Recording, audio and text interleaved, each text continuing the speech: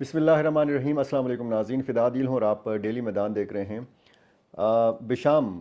شانگلہ میں جو حملہ ہوا چینی انجینئرز کے اوپر، یہ معمہ بنا ہوا ہے۔ پاکستانی سیکیورٹی ادارے اس تلاش میں ہیں، اس کھوج میں ہیں کہ یہ پتہ لگایا جا سکے کہ یہ حملہ دراصل کیا کس نے ہے۔ تحریک طالبان پاکستان نے فوری طور پر اس حملے سے لا تعلقی کا اظہار کیا تھا، اور چینی حکام بھی بڑا سخت پریشان بھی ہیں، اور مسلسل ان کا پاکستانی حکام کے اوپر دباؤ بھی ہے کہ اس حوالے سے تحقیقات کی جائیں اور جو ملوث عناصر ہیں ان کو کیفر کردار تک پہنچایا جائے۔ یہ فیصلہ کیا گیا ہے کہ جو چینی انجینئرز ہلاک ہوئے ہیں اس واقعے میں، ان کی باقیات کا ڈی این اے ٹیسٹ کیا جائے۔ ان کی جو باقیات ہیں جسم کی، وہ اسلام آباد بھیجی گئی ہیں، اور یہ بھی ممکن ہے کہ یہ باقیات چین منتقل کی جائیں۔ پہلے پاکستان کے اندر تحقیقات ہوں گی، اور پھر اس کے بعد چین اپنے طور پر بھی تحقیقات کرے گا۔ اور اس حوالے سے آپ کو پتہ ہے کہ وزیر اعظم شہباز شریف کی صدارت میں ایک اعلیٰ سطحی اجلاس بھی منعقد ہوا تھا، جس میں چاروں وزرائے نے شرکت کی تھی۔ ویڈیو لنک کے ذریعے وزیر اعلیٰ خیبر پختونخوا علی امین خان گنڈاپور نے اس اجلاس میں شرکت کی تھی، اور آج وزیر داخلہ محسن نقوی نے پشاور کا دورہ کیا۔ وزیر اعلیٰ خیبر پختونخوا سے وہ ملے، اور اس واقعے کے ساتھ ساتھ جو مجموعی ایک صورتحال ہے خیبر پختونخوا میں امن و امان کی، اس حوالے سے جائزہ لیا گیا، اور اس بات پر اتفاق کیا گیا کہ دہشت گردی سے نمٹنے کے لیے اور امن و امان کی صورتحال بہتر بنانے کے لیے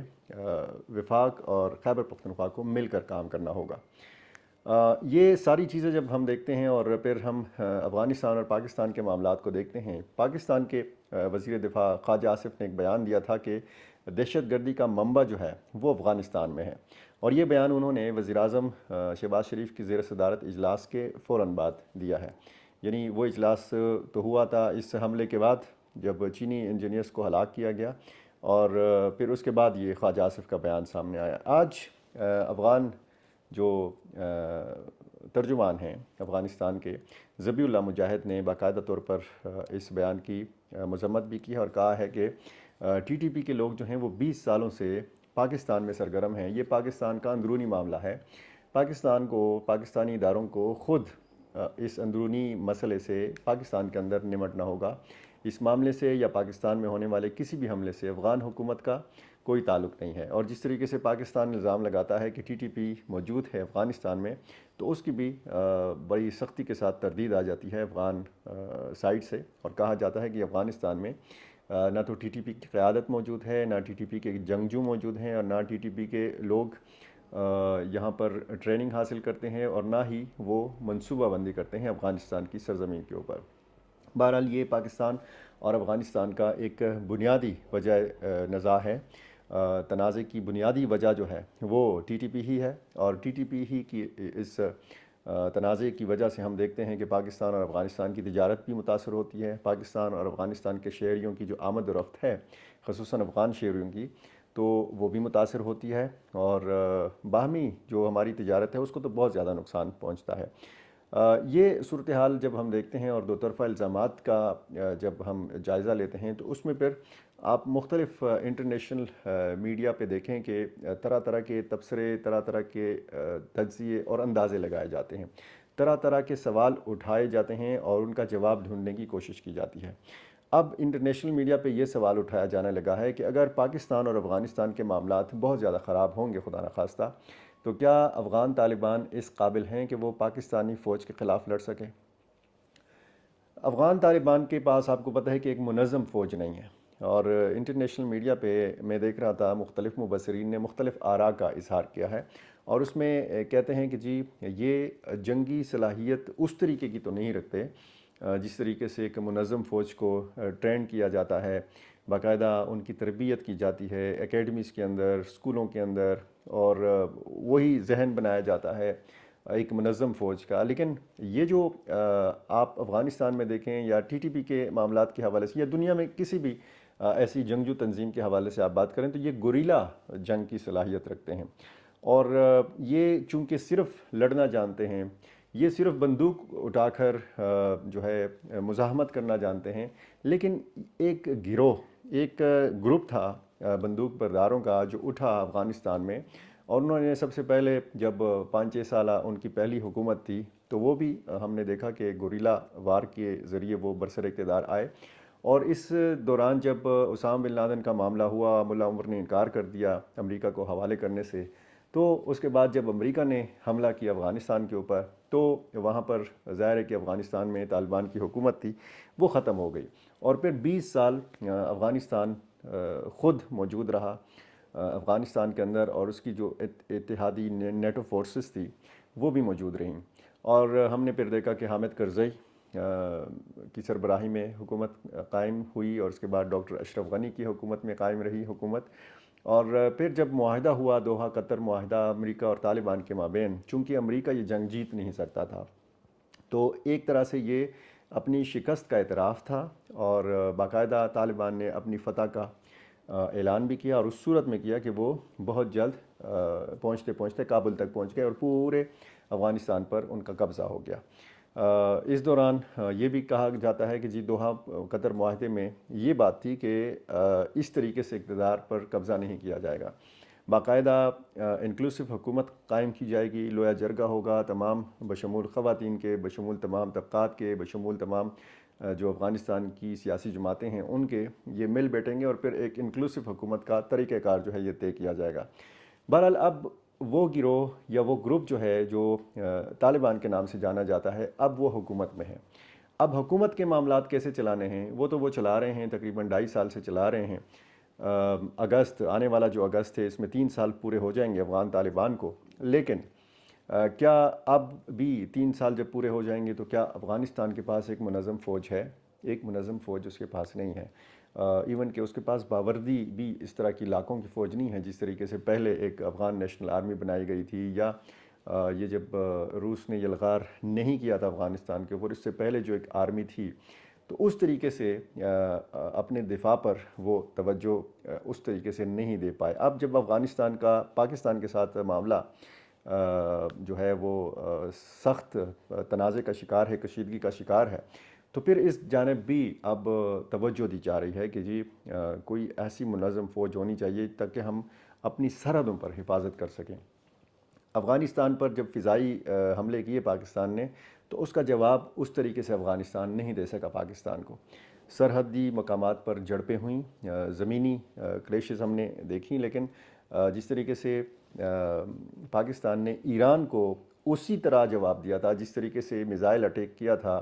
ایران نے پاکستان کی حدود میں بلوچستان میں، اور پھر 48 گھنٹوں کے اندر اندر پاکستان نے اس کا جواب دے دیا تھا میزائل اٹیک ہی کر کے، لیکن جو فضائی کارروائی پاکستان نے کی اس طرح کا فضائی کارروائی کی شکل میں جواب افغانستان پاکستان کو نہیں دے سکا۔ تو اس حوالے سے بھی جو ہے وہاں پہ سوال اٹھایا جا رہا ہے کہ جی افغانستان کے پاس اس قدر صلاحیت کیوں نہیں ہے، افغانستان کا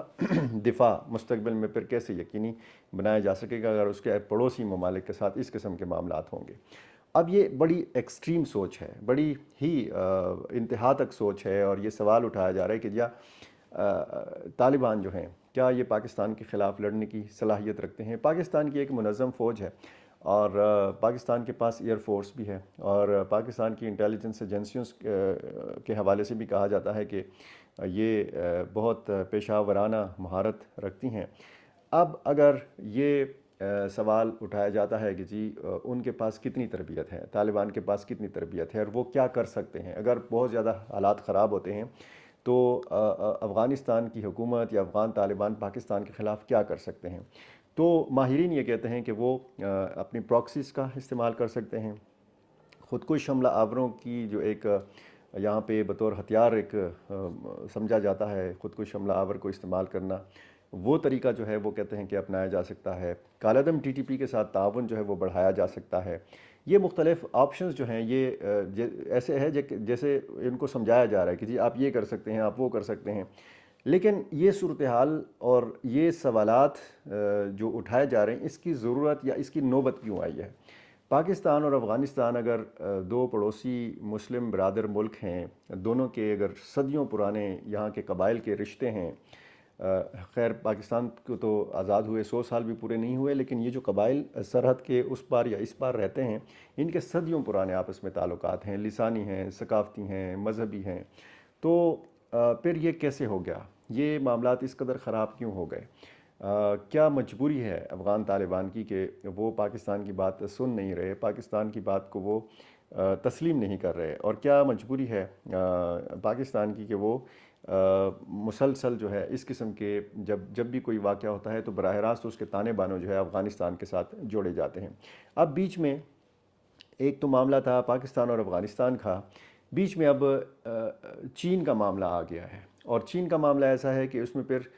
جب آپ اس ٹرائیکا کے اوپر بات کرتے ہیں تو بجائے اس کے کہ افغانستان، پاکستان اور چائنا ایک دوسرے کے ساتھ تعاون کرتے، ایک دوسرے کو اقتصادی طور پر سپورٹ کرتے، ایک دوسرے کو مواقع فراہم کرتے،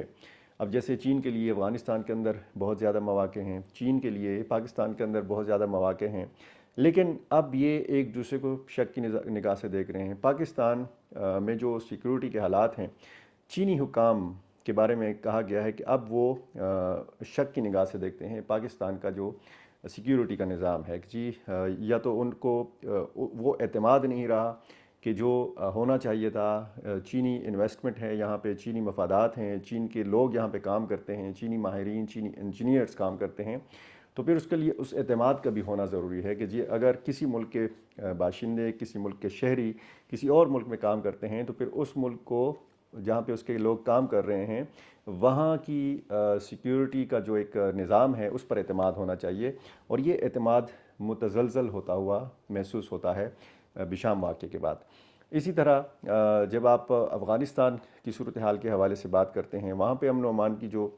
روز بروز بگڑتی صورتحال ہے، جو قندھار میں خودکش حملہ ہوا، اور یا اگر داعش خراسان کے حوالے سے بات کی جائے اور اس کی